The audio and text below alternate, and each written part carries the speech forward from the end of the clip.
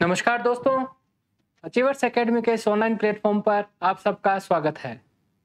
दोस्तों, फिजिक्स का एमसीक्यू चल रहा है। आज हम कर रहे हैं फिजिक्स का एमसीक्यू पार्ट 8। इस 8 पार्ट में मैं आज आपके लिए 20 अच्छे क्वेश्चन और लेके आया हूं। आइए कंटिन्यू करते हैं। फिजिक्स एमसीक्यू पार्ट 8 है, जिसमें पहला क्वेश्चन, निम्नलिखित में से किसका विमीय सूत्र आवेग के सूत्र के समान है। विमीय सूत्र मतलब होता है डायमेंशनल फॉर्मूला, इंग्लिश में से बोलते हैं डायमेंशनल फॉर्मूला, है ना। तो किसके लिए विमीय सूत्र आवेग के सूत्र के समान है। देखो दोस्तों, आवेग जो होता है ना, आवेग जिसे हम इंग्लिश में बोलते हैं इंपल्स, है ना। आवेग जो होता है ना, वो बल गुणा वेग होता है, बल गुणा समय होता है। किसी वस्तु पर कोई बल बहुत कम समय के लिए कार्य करता है, उसे अपने क्या बोलते हैं, आवेग बोलते हैं, है ना। तो मात्रक क्या हो जाएगा, फोर्स बल का मात्रक होता है केजी इंटू मीटर पर सेकेंड स्क्वायर। वैसे आवेग का मात्रक होता है न्यूटन इंटू सेकेंड। अब इसको सॉल्व करते हैं, केजी इंटू मीटर पर सेकेंड स्क्वायर, और इधर समय है तो ये क्या है, सेकेंड। सेकेंड से सेकेंड कट गया तो क्या आया, केजी इंटू मीटर पर सेकेंड। ठीक है, ठीक है। बल का मात्रक क्या होता है, अभी मैंने बताया है, केजी इंटू मीटर पर सेकेंड स्क्वायर, और इस पूरे को हम न्यूटन कहते हैं। संवेग का मात्रक होता है केजी इंटू मीटर पर सेकेंड, है ना। और इसका जो मात्रक होता है न्यूटन इंटू मीटर होता है, किसका, बल आघूर्ण का। और संवेग में परिवर्तन की दर, तो देखो निम्नलिखित में से किसका विमीय सूत्र आवेग के समान होगा। अब देखो यहां से अपने को पता चला है कि ये आवेग का मात्रक समान है, और ये मात्रक देखो इधर सेम है। अगर मात्रक ये समान है तो इनकी विमा भी क्या होगी, समान होगी। आवेग का मात्रक न्यूटन इंटू सेकेंड होता है, इसको सॉल्व किया तो क्या आया, केजी इंटू मीटर पर सेकेंड, और संवेग का मात्रक क्या आया, केजी इंटू मीटर पर सेकेंड। ये चीज समान है ना, तो इनकी डायमेंशन भी क्या होगी, सेम होगी। डायमेंशन क्या हो जाएगी, m1 l1 t-1, ये इसकी क्या हो गई, डायमेंशन। तो यहां पर जो सबसे सही आंसर है वो क्या है, संवेग सबसे सही आंसर है। ठीक है, तो ऑप्शन क्या हो गया, ब। चलो, निम्नलिखित में से कौन सा मूल परिमाण है, आयतन, काल या समय, वेग या बल। आयतन जिसे अपने बोलते हैं वॉल्यूम, काल या समय जिसे अपने बोलते हैं टाइम, वेग जिसे अपने कहते हैं वेलोसिटी, बल जिसे अपने कहते हैं फोर्स। इनमें से कौन सा मूल परिमाण है, परिमाण मतलब मैग्नीट्यूड। तो मूल जो मैग्नीट्यूड होता है वो होता है समय, टाइम। आपको पता है 7 फंडामेंटल क्वांटिटीज है, जिनकी 7 फंडामेंटल यूनिट होती है। कौन कौन सी, आपके टाइम हो गया जिसे अपने बोलते हैं समय, सेकंड नंबर पर हो गया लेंथ जिसे अपने बोलते हैं लंबाई, थर्ड नंबर पर हो गया मास जिसे अपने बोलते हैं द्रव्यमान, फोर्थ नंबर पर हो गया अपने electric current,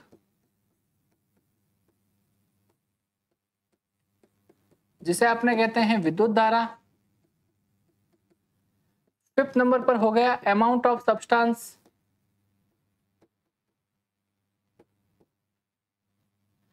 amount of substance जिसे हम पदार्थ की मात्रा कहते हैं, एक हो गया टेम्परेचर जिसे हम तापमान कहते हैं, और एक हो गया ल्यूमिनस इंटेंसिटी, ल्यूमिनस इंटेंसिटी जिसे हम ज्योति तीव्रता कहते हैं।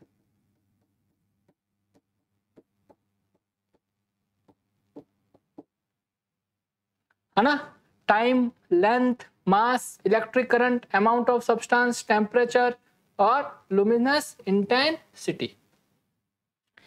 ये जो 7 होते हैं ये फंडामेंटल यूनिट, फंडामेंटल क्वांटिटी है। उनकी जो यूनिट होगी वो फंडामेंटल यूनिट हो जाएगी। जैसे टाइम की होती है सेकंड, है ना, लेंथ की होती है आपके मीटर, द्रव्यमान की होती है केजी, इलेक्ट्रिक करंट की होती है एम्पियर, अमाउंट ऑफ सब्सटेंस की होती है मोल, तापमान की होती है केल्विन, लुमिनेंस इंटेंसिटी की होती है कैंडेला। क्या होती है? कैंडेला। तो ये 7 है फंडामेंटल क्वांटिटी, है ना, मूल राशियां, और इनकी जो यूनिट है ये है फंडामेंटल यूनिट, मूल मात्रक। तो मूल कौन सा हो गया, फंडामेंटल कौन सा हो गया, टाइम हो गया। चलो, ये सभी दूसरे मात्रकों पर निर्भर नहीं होते हैं, ना दूसरों से मिलकर बने, अपने आप में यूनिक है। ऑटोमोबाइल में हाइड्रोलिक ब्रेकों के कार्यकारी वर्ग पर निम्न में कौन सा सिद्धांत नियम लागू होता है? तो आंसर देना है पास्कल का नियम। क्या? Pascal law, Pascal's law. देखो दोस्तों, बात सुनना आप। पास्कल नाम का एक साइंटिस्ट था जिसने हमको ये बात बताई थी कि किसी बंद पात्र में भरे हुए द्रव पर अगर दाब लगाएं तो वो दाब द्रव द्वारा सभी दिशा में समान रूप से संचरित कर दिया जाता है। क्या बात अपने को पास्कल ने बताई है? पास्कल ने एक बात बताई है कि ये कोई पात्र है, इसके अंदर द्रव भरा हुआ है। इसके अंदर क्या भरा हुआ है? कोई द्रव भरा हुआ है। अब यहां पर मैं एक पिस्टन लगाकर इस पर दाब लगाऊं तो ये दाब जो है इस द्रव में सभी दिशाओं में समान रूप से ट्रांसमिट हो जाएगा। ये पास्कल का नियम है ना। किसी बंद पात्र पे धरे हुए द्रव पर दाब लगाया जाए तो वो दाब द्रव के अंदर सभी दिशाओं में समान रूप से संचरित हो जाता है, ट्रांसमिट हो जाता है। इसे ही हम पास्कल का नियम बोलते हैं, है ना। पास्कल के सिद्धांत पर क्या आधारित होता है ना? हाइड्रोलिक ब्रेक हो गया, हाइड्रोलिक लिफ्ट हो गई, ठीक है, हाइड्रोलिक ब्रेक, हाइड्रोलिक लिफ्ट, है ना, हाइड्रोलिक आपके मशीन, हाइड्रोलिक प्रेस हो गई। ये क्या है? ये पास्कल के सिद्धांत पर आधारित है। तो ऑटोमोबाइल में हाइड्रोलिक ब्रेक जो होते हैं वो किस सिद्धांत पर आधारित होते हैं? पास्कल के सिद्धांत पर। समझ में आई बात? चलो, यदि वायु दाब मापी यंत्र बैरोमीटर की रीडिंग अचानक तेजी से गिरने लग जाए तो इससे यह संकेत मिलता है कि, देखो, एटमॉस्फेरिक प्रेशर मेजर करने में हम किसका यूज करते हैं? बैरोमीटर का यूज करते हैं। बैरोमीटर की खोज की थी टोरिसेली ने। किसने की थी? टोरिसेली ने। अगर बैरोमीटर की रीडिंग अचानक से नीचे गिर जाती है तो आंधी या तूफान आने की संभावना होती है। बैरोमीटर की रीडिंग धीरे धीरे नीचे गिरती है तो वर्षा होने की पॉसिबिलिटी है। और बैरोमीटर की रीडिंग, है ना, धीरे धीरे ऊपर चढ़ती है तो मौसम क्या रहता है दोस्तों? साफ रहता है। तो मौसम साफ रहने की क्या होती है? पॉसिबिलिटी होती है। तो अब अपने को क्या कह रहा है? बैरोमीटर की रीडिंग अचानक तेजी से गिरने लग जाए तो इससे क्या संकेत मिलता है? इससे ये संकेत मिलता है कि अत्यधिक मौसम है वो तूफानी होगा, शीतलहर वाला होगा, गलत, बहुत गर्म होगा, गलत, कम से कम 48 घंटे तक लगातार बरसात होगी, गलत। क्या होगा? अत्यधिक तूफानी होगा। बैरोमीटर में क्या भरा रहता है? पारा। पारे का ऊष्मीय प्रसार बहुत अच्छा होता है।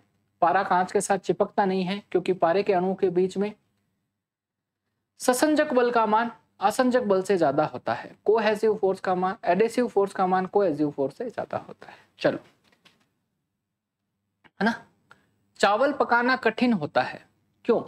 पर्वत के शिखर पर, समुद्र तल पर, खदान के नीचे, कहीं भी एक जैसा। देखो,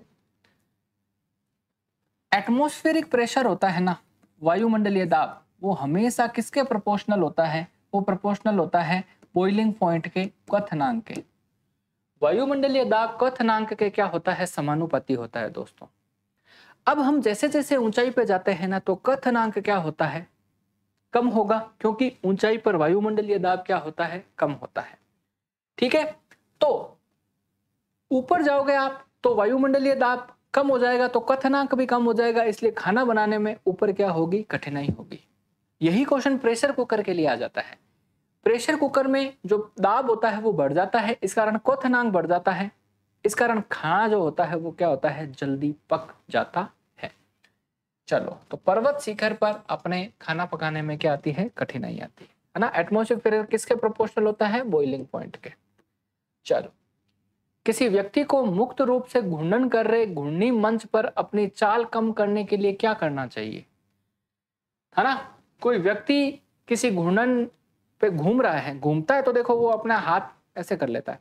अगर उसको चाल कम करनी है ना तो हाथों को क्या कर देना चाहिए, फैला देना चाहिए, क्योंकि इससे क्या है, अंदर की ओर एक अभिकेंद्रीय बल लगता है, सेंट्रीपिटल फोर्स लगता है, जो उसको उसके वेग को कम कर देता है। तो अपने हाथ बाहर की ओर फैला दे, है ना। अपने हाथ एक साथ मिला ले, गलत। अपने हाथ ऊपर उठा ले, गलत। अपने हाथ ऊपर उठाकर बैठ जाए, नहीं। अपने हाथ बाहर की ओर फैला दे, है ना। क्वेश्चन समझ में आया। किसी व्यक्ति को मुक्त रूप से घूर्णन कर रहे घूर्णी मंच पर अपने चाल कम करने के लिए, है ना, कहीं पे घूम रहा है, गोल गोल चाल कम करनी है, उसको स्पीड कम करनी है, तो हाथ को क्या कर दे, फैला दे। चलो, लैंप की बत्ती में तेल ऊपर चढ़ता है क्योंकि, देखो, लैंप की बत्ती में तेल ऊपर चढ़ता है किस सिद्धांत के कारण, केशिकत्व के कारण। लैंप की बत्ती में क्या होती है, छोटी छोटी केस नलियां होती है, और केस नलियों में द्रव के ऊपर चढ़ने में नीचे उतरने की घटना को हम केशिकत्व, कैपिलरी कहते हैं। तो लैंप की बत्ती में तेल चढ़ता है केशिकत्व के कारण। पेड़ पौधों में जो जल होता है वो हर शाखा तक पहुंचता है केशिकत्व के कारण, है ना। बारिश होने के बाद में खेतों में केस नलियां बन जाती हैं, इस कारण जो किसान होता है वो वापस खेतों की क्या कर देता है, जुताई कर देता है। कॉफी पाउडर भी केशिकत्व के कारण क्या होता है, कॉफी में घुल जाता है। तो यहाँ पर सारी क्रियाएं केशिक की क्रियाएं परिघटना हो गई है। केशिक की क्रिया परिघटना जिसे आपने कैपिलरी कह देते हैं, है ना, कैपिलरी कह देते हैं। चलो, चले आगे। जब बस सहसा मुड़ती है तब बस में खड़ा यात्री बाहर की ओर गिरता है, इसका कारण है जड़त्व। देखो, कोई वस्तु अपनी स्थिति बनाई हुई है किस गुण के कारण, जड़त्व के कारण। हम पेड़ को हिलाते हैं, फल नीचे गिर जाते हैं, किसके कारण, जड़त्व, इनर्शिया के कारण। बस अचानक रुकने पर व्यक्ति आगे की ओर झुक जाता है, किसके कारण, जड़त्व के कारण। बस के अचानक चलने पर व्यक्ति पीछे की ओर झुक जाता है, किसके कारण, जड़त्व के कारण। ये जड़त्व है क्या, इनर्शिया है क्या, किसी वस्तु का वह गुण जिसके कारण वो अपनी अवस्था बनाए रखता है। देखो, न्यूटन के गति का पहला नियम अपने को क्या कहता है, ये कहता है कोई वस्तु गतिशील है तो वो गति अवस्था में ही रहेगी, कोई वस्तु स्थिर है तो वो स्थिर अवस्था में ही रहेगी, जब तक उस पर बाह्य बल लगाकर उसकी अवस्था में परिवर्तन नहीं किया जाए, है ना। कोई वस्तु चल रही है तो वो चलती रहेगी, रुकी हुई है तो वो रुकी हुई रहेगी, जब तक आप कोई एक्सटर्नल फोर्स लगाकर उसकी स्टेट में चेंज नहीं कर दो। इसे ही अपने क्या बोलते हैं, जड़त्व का नियम बोलते हैं। तो कोई वस्तु किसी अवस्था में है, यानी चल रही है तो चलती जा रही है, रुकी हुई तो रुकी हुई है, किस गुण के कारण, किस प्रॉपर्टी के कारण, तो उसका आंसर देना होता है इनर्शिया, इनर्शिया के कारण। इनर्शिया के कारण ही गाड़ी में व्यक्ति बैठा हुआ होता है और अचानक से ब्रेक लगता है तो वो आगे इसलिए झुकता है कि इनर्शिया उसके विरोध करती है। समझ में आई बात। तो ये सारी कहानी इनर्शिया का है, इनर्शिया, जड़त्व। यात्री बाहर की ओर गिर जाएगा, किसके कारण, जड़त्व के कारण। क्रिकेट की गेंद को किस कोण से मारा जाना चाहिए ताकि वह अधिकतम क्षैतिज दूरी कर सके, तो ये हमेशा एक कोण याद रखना, वो है 45 डिग्री, है ना। किसी भी वस्तु को मैक्सिमम आप अगर 45 डिग्री पर भेजोगे ना तो वो अधिकतम क्या होगी, परास की दूरी तय कर लेगी। ये रेंज सबसे ज्यादा होगी उसकी। एंगल क्या है, 45 डिग्री। कभी इसकी कहानी समझाऊंगा, बहुत लंबी चौड़ी कहानी है, अभी आप ये एंगल ध्यान रखो, है ना। 45 डिग्री का कोण काफी बार पूछा हुआ है। किसी वस्तु को, है ना, फेंकें, अधिकतम दूरी पर क्या कोण है, 45 डिग्री, ठीक है ना, मैक्सिमम रेंज मिल जाती है अपने को। जब हम भूमध्य रेखा से उत्तरी ध्रुव की ओर जाते हैं तो जी कैसा हो जाता है, यथावत रहता है, घटता है, बढ़ता है, या उपरोक्त में से कोई नहीं। सुनो, देखो, पृथ्वी से ऊपर या नीचे जाने पर जी घटता है, भूमध्य रेखा पर जी सबसे कम होता है और ध्रुवों पर जी सबसे अधिक होता है ना। तो जी का मान ध्रुवों पर, पोल्स पर क्या होता है, हमेशा बढ़ता है। आप भूमध्य रेखा से इक्वेटर से पोल्स की तरफ जाओगे ना तो जी क्या होगा, बढ़ेगा। तो आंसर क्या है, स बढ़ता है। चलो, 1 माइक्रोन किसके बराबर है, है ना। 1 माइक्रोन किसके बराबर है? 1 माइक्रोन जो होता है ना दोस्तों, वो होता है 10 की घात -6, राइट। अच्छा, अब मान लो ये 10 की घात -6 मीटर है, ठीक है ना। 1 माइक्रोन 10 की घात -6 मीटर है। अब अपने को इसको मिलीमीटर में बदलना है, ठीक है। तो जब हम मीटर को मिलीमीटर में बदलते हैं तो कितना मिलीमीटर हो जाएगा? 10 की घात, 1 मीटर में कितने मिलीमीटर? अपने कैसे इसको सॉल्व करेंगे, है ना। इसको 10 की घात 6 में करना है मीटर में, तो यही देखो करके देख लो आप, है ना। 10 की घात -3 ये ऑप्शन हो जाएगा सर, 0.001, है ना। 10 की घात -3 ये मिलीमीटर हो गया, सॉरी +3, ये कितना हो गया? 10 की घात -3 mm, है ना। तो यहाँ पे 10 की घात -3 तो कितना आंसर आ गया? 0.001 मिलीमीटर, ठीक है। इसका सबसे सही आंसर है। चलो, सार्वत्रिक गुरुत्व स्थिरांक जी का विमीय सूत्र क्या होता है? इसे अपने इंग्लिश में बोलते हैं यूनिवर्सल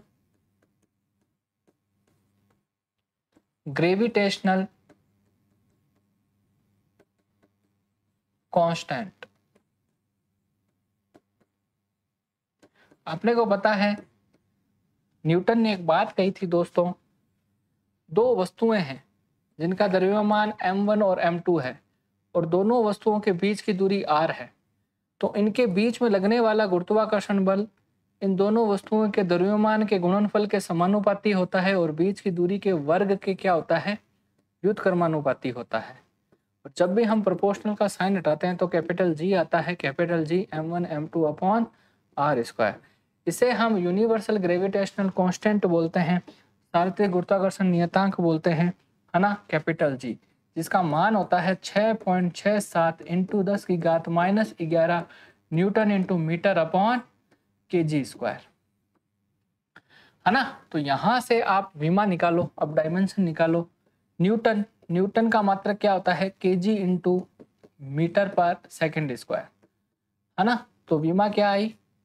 m1 L1 T-2। तो न्यूटन की जगह तो ये आ गया, मीटर की जगह L1 आ गया, kg की जगह क्या आ गया? m2 आ गया। तो ये ऊपर गया, सोल्व हुआ तो m-1 L2, है ना। मीटर kg इंटू L2 हो गया, T माइनस क्या हो गया? Newton into metre square upon kg² हो जाएगा। ये मात्रक इसका newton into metre square upon kg²। तो यहाँ 2 आ गया, 2 क्या आ गया? 3 आ गया। तो इसको सॉल्व कर लेते हैं सही से, है ना। तो इसको सॉल्व किया, यहाँ 2 आया, सॉल्व किया तो क्या आया? m1 L3 T-2। ये अपनी क्या निकल के आ गई है? विमा निकल के आ गई है। समझ में आई बात? देखो वापस से समझा देता हूं, कंफ्यूज मत हो आप, वापस से समझा देता। देखो, न्यूटन ने कहा कोई भी 2 वस्तुएं होती हैं उनके बीच में आकर्षण बल लगता है, वो बल होता है वो उन दोनों वस्तुओं के द्रव्यमान मास के तो प्रोपोर्शनल होता है और उनकी बीच की दूरी के इनवर्सली प्रोपोर्शनल होता है। जब भी प्रोपोर्शनल का साइन हटता है ना तो कोई ना कोई कांस्टेंट आता है। यहाँ पे क्या कांस्टेंट आया? कैपिटल जी की वैल्यू क्या है? 6.67 10⁻11, है ना। यूनिट निकालें तो देखो क्या आ जाएगा? Newton into metre square upon kg², है ना। न्यूटन का यूनिट क्या होती है? kg इंटू मीटर पर सेकेंड स्क्वायर को ही अपने न्यूटन बोल देते हैं, है ना। तो इसकी विमा क्या निकल के आई दोस्तों? देखो, न्यूटन की जगह मैं क्या लिख सकता हूँ? kg को m1 L1 T-2 और यहाँ पे मैं लिखता हूँ L2 लेंथ और नीचे kg है तो क्या आ गया? m2।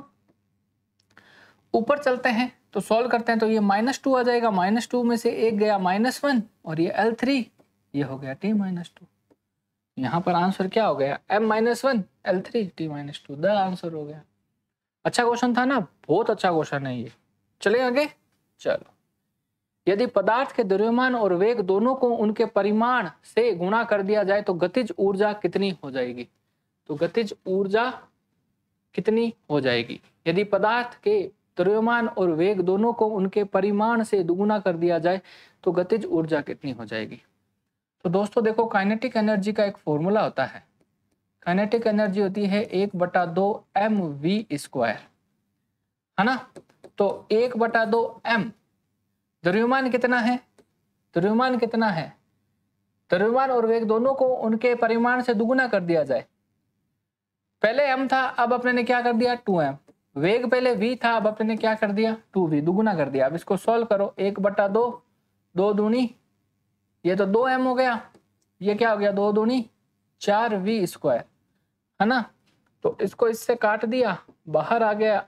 इसको या तो काटो ही मत, आप काटो मत, गड़बड़ हो जाएगी। 4 दूनी 8, फिर ये बच गया mv², है ना। तो ये जो काइनेटिक एनर्जी है, मान लो ये डैश वाली, ये पहले वाली काइनेटिक एनर्जी के, काइनेटिक एनर्जी जो डैश है वो पहले वाली काइनेटिक एनर्जी का कितनी हो जाएगी? 8 गुना हो जाएगी। तो 8 गुना स आंसर इसका होगा। ठीक है, चलो। यदि एक बर्तन में तैरती हुई बर्फ पिघलती है तो उस बर्तन में पानी का स्तर क्या होता है? देखो दोस्तों, अपने को महसूस होता है कि किसी ग्लास में अपने पानी भर दिया और उसमें बर्फ डाल ली, तो अपने को ऐसा लगता है अरे यार ये ग्लास तो बर्फ डाल दी, पूरी भर गई है, अब ये जब बर्फ पिघलेगी तो पानी बाहर निकल जाएगा। दोस्तों कभी ऐसा नहीं होता है ना। बर्फ जितना स्थान घेरती है ना, पिघलती है तो वो पानी का स्तर उतना का उतना रहता है, क्योंकि उसने जितना स्थान घेरा है ना वहीं पे तो लिक्विड भरेगा। सही बात नहीं है? तो कभी भी बर्फ पिघलती है तो पानी बाहर नहीं रहता है, उसका स्तर वैसे का वैसा रहता है, तो कोई परिवर्तन नहीं होता है। तो बस सबसे सही आंसर है। चलो, न्यूनतम पारगम्य शक्ति किस किरण की होती है? एक्सरे, अल्फा रे, बीटा रे या गामा रे, है ना। कौन सी ऐसी रे है जो भेद नहीं सकती है किसी को, मतलब किसी के आर पार नहीं निकल सकती है, पारगम्य नहीं जा सकती है? तो सबसे कम होती है किसकी? अल्फा किरण की। उसके बाद में आती है बीटा, और एक्स किरण और गामा किरण की सबसे ज्यादा भेदन क्षमता होती है ना। ये सबसे ज्यादा क्या है? आर पार तेजी से निकल सकती है, भेद सकती है किसी चीज को। चलो नेक्स्ट, बर्फ को बुरादे में पैक क्यों किया जाता है? देखो अपने को पता है बर्फ पिघल रही है, इसका मतलब ऊष्मा का क्या कर रही है? वो अवशोषण कर रही है, ठीक है, तभी तो बर्फ पिघल रही है। अब उसको अगर बुरादे में आप पैक कर दोगे ना, तो बुरादा होता है वो ऊष्मा का क्या होता है? कुचालक होता है। तो ऊष्मा क्या होगी? उसमें अवशोषित हो नहीं पाएगी, तो बर्फ क्या है? धीरे धीरे क्या होगी? पिघलेगी। तो बुरादा ऊष्मा का क्या है? कुचालक है ना, इंसुलेटर है। ठीक है, बुरादा आसानी से पिघलने नहीं देता, गलत। बुरादा ऊष्मा का कुचालक होता है, बिल्कुल सही। बुरादा ऊष्मा का सुचालक होता है, गलत। बुरादा बर्फ से चिपकता नहीं है, नहीं। बर्फ को पिघलने के लिए वो वातावरण से क्या देगा? ऊष्मा ग्रहण करेगा, ऊष्मा को शोषण करेगा, एब्जॉर्प्शन करेगा और धीरे धीरे पिघलेगी। अब बुरादा लगा दोगे तो ऊष्मा का अवशोषण धीरे धीरे होगा, बर्फ धीरे धीरे पिघलेगी। 17वां, 4 किलोग्राम द्रव्यमान वाली किसी वस्तु पर बल लगाने से उसका वेग 5 सेकंड में 15 सेकंड से 25 सेकंड हो जाता है। लगाए गए बल की गणना न्यूटन में करें। क्वेश्चन क्या है? 4 किलोग्राम द्रव्यमान वाली किसी वस्तु पर बल लगाने से उसका वेग 5 सेकंड में 15 मीटर से 25 मीटर पर सेकंड हो जाता है, तो लगाए गए बल की गणना न्यूटन में करें। देखो मास कितना दिया है अपने को? 4 kg। ठीक है, अपने को पता है फोर्स जो होता है वो मास इंटू एक्सीलरेशन होता है। ठीक है, टाइम कितना दिया है अपने को? 5 सेकेंड। एक्सीलरेशन जो है ना वो वेग में परिवर्तन की दर ही तो होता है दोस्तों। तो 25 माइनस 15/5, 10/5 कितना आ गया? 2। 2 क्या आ गया? एक्सीलरेशन आ गया। अब अपने फॉर्मूला लगाते हैं। लगाए गए बल फोर्स की गणना करनी है, तो F बराबर M में M है 4, A कितना है? 2, तो टोटल कितना हो गया? है ना 8 न्यूटन हो गया। तो आंसर क्या होगा? 8 न्यूटन इसका आंसर है। वेग में परिवर्तन की दर ही क्या कहलाती है? त्वरण कहलाती है ना। Rate of change of velocity is known as acceleration. तो अंतिम वेग और प्रारंभिक वेग को घटा के समय का भाग दे दिया तो अपने ने एक्सीलरेशन निकल गया। एक्सीलरेशन कितना निकला? 2 मीटर पर सेकेंड स्क्वायर निकल गया। ठीक है ना, यहां से एक्सीलरेशन निकाल दिया, मास अपने को दे रखा था, तो F बराबर ma, फोर्स निकालने का फॉर्मूला होता है फोर्स बराबर मास इंटू एक्सीलरेशन। मास 4 दे दिया, एक्सीलरेशन 2 दे दिया, तो 4 दूनी 8 आंसर आ गया। चलो, आवर्ती का ऐसा ही मात्रक क्या है? आवर्ती जिसे अपने बोलते हैं फ्रीक्वेंसी, जिसे हम क्या कहते हैं? फ्रीक्वेंसी कहते हैं, फ्रीक्वेंसी जिसे अपने आवर्ती कह देते हैं। और आवर्ती का जो ऐसा ही मात्रक होता है वो क्या होता है? हर्ट्ज होता है, हर्ट्ज, है ना। हर्ट्ज किसका ऐसा ही मात्रक है? आवर्ती का। आवर्ती होती क्या है ना, प्रति सेकंड कंपनों की संख्या को ही हम आवर्ती कह देते हैं। कोई ऑब्जेक्ट है वो पर सेकंड कितना वाइब्रेट करती है, वह उसकी फ्रीक्वेंसी आवर्ती कहलाती है। तो आवर्ती का जो ऐसा ही मात्रक है वो क्या है? हर्ट्ज है, हर्ट्ज। 1 मीट्रिक हॉर्स पावर में कितने वाट होते हैं? देखो, एक होता है यांत्रिक horse power, mechanical horse power. Mechanical horse power की बात करें तो वो होता है लगभग 746 वॉट, जबकि 1 मीट्रिक हॉर्स पावर की बात कर रहा है ना, तो ये होता है लगभग 735.5 वोट के। तो अपने लगभग इसको, है ना, 736 वोट मान सकते हैं। तो यहाँ पे आंसर क्या देना होगा आपको? 746 तो है ही नहीं, तो 736 वोट जो 1 मीट्रिक हॉर्स पावर की बात होती है। वो मैकेनिकल हॉर्स पावर, यांत्रिक अश्वशक्ति हो गई अपने। निम्नलिखित में से कौन सी एक सदिश राशि नहीं है? विस्थापन, गति, त्वरण या बल। विस्थापन जिसे अपने बोलते हैं डिस्प्लेसमेंट। दो बिंदुओं के बीच में न्यूनतम दूरी को हम क्या कह देते हैं? विस्थापन कह देते हैं। तो ये तो एक सदिश राशि है, तो ये तो गलत हो गया। गति, मोशन। मोशन, मोशन क्या है दोस्तों? क्या है? कौन सी एक सदिश राशि नहीं है? गति भी एक सदिश राशि नहीं है। गति कैसे भी कर सकते हैं, ऐसा थोड़ी अपने एक निश्चित दिशा में ही चल रहे। सदिश राशि का पता है आपको? वेक्टर क्वांटिटी जिसे अपने बोलते हैं, सदिश राशि जिसे अपने वेक्टर क्वांटिटी बोल देते हैं, जिसमें दिशा का भी अपने को ज्ञान हो। बल, फोर्स, फोर्स भी एक सदिश राशि नहीं है, यह भी एक, है ना, तो ये सदिश राशि नहीं है। त्वरण जो है ना, वो क्या है? एक सदिश राशि है। तो निम्नलिखित में से कौन सी एक सदिश राशि नहीं है? सॉरी, क्वेश्चन ध्यान से पढ़ो। ये जो है डिस्प्लेसमेंट एक सदिश राशि होती है, वेक्टर क्वांटिटी होती है। ठीक है, ठीक है। फोर्स भी क्या है? एक वेक्टर क्वांटिटी है, सदिश राशि है। एक्सेलरेशन भी एक वेक्टर क्वांटिटी है ना। क्वेश्चन को ध्यान रखो, मेरे वो अधिक समझ लिया। तो फोर्स भी एक वेक्टर क्वांटिटी है। मोशन जो है, गति है, वो क्या है? वह एक अदिश राशि है, सदिश राशि नहीं है। तो यहाँ पर विस्थापन, दो बिंदुओं के बीच में निश्चित दूरी, तो एक फिक्स डायरेक्शन मिल जाएगी अपने को। फोर्स, बल भी एक फिक्स डायरेक्शन मिलता है ना। बल भी हम एक निश्चित दिशा में लगाते हैं। त्वरण, वेग में परिवर्तन की दर, वेग एक सदिश राशि होती है, वेक्टर क्वांटिटी, तो त्वरण भी सदिश राशि हो जाएगी। यहाँ गति आपका सबसे सही आंसर है। तो दोस्तों, ये अपने आज के 20 अच्छे क्वेश्चन थे जो आपको अच्छे से समझ में आए होंगे। यहाँ तक आपको मजा आ रहा होगा। अपने रोज 20 अच्छे क्वेश्चन लेके आ रहे हैं। नेक्स्ट मैं आपके लिए फिजिक्स के MCQ के 20 अच्छे क्वेश्चन और लेके आऊँगा। उसको अपने को पढ़ना है, सीखना है, प्रैक्टिस करनी है। कोई डाउट हो तो ज़रूर पूछना। आज के लिए इतना ही, मिलते हैं नेक्स्ट लेक्चर में। जय हिंद, जय भारत।